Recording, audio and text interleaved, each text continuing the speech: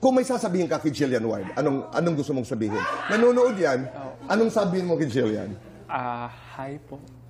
Sana magkita po tayo soon. Sana magkita tayo soon.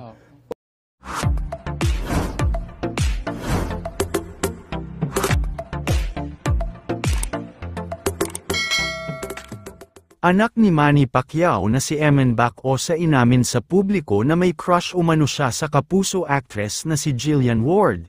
Nitong Martes, November 18 ay na-interview nga sa talk show ni Tito Boy na Fast Talk with Boy Abunda ang boksingero at isa na din ngayong sparkle artist na si Eman Bacosa.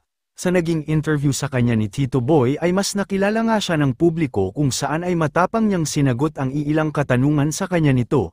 Siyempre ay sumalang din siya sa Fast Talk. At nang tanungin naman siya ni Tito Boy kung ano nga ba ang kanyang tipo sa isang babae ay sinabi nito na type niya nga daw umano ang mga mestisa.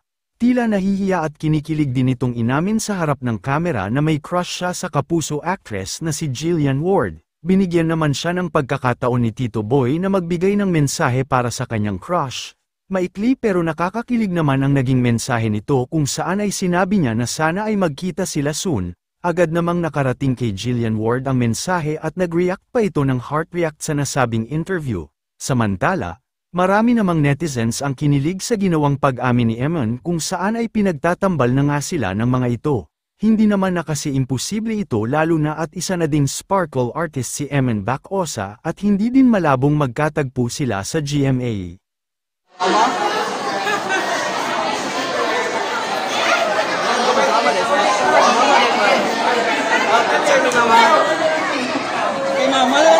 Mama na nagari lang ako.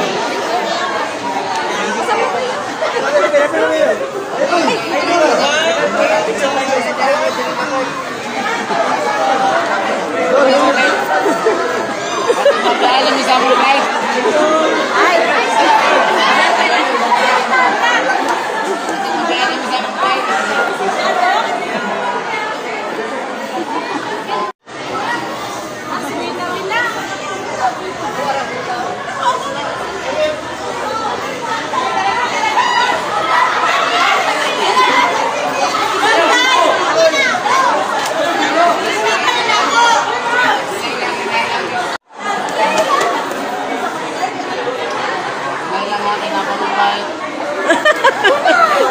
Salamat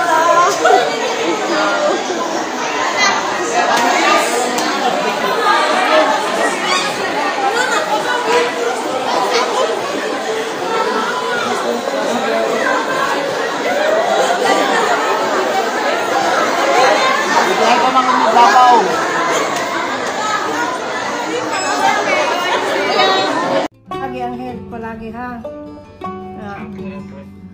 Kuan lang, training lang palagi. Para maabot mo ang harap mo makatulad ka dani mo. Okay.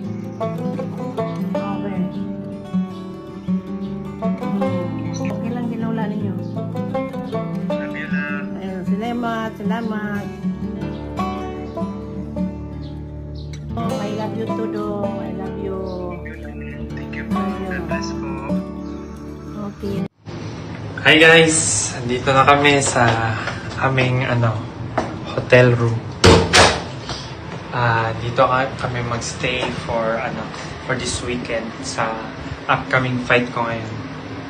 Nice, di ba? Sige, ikot niya.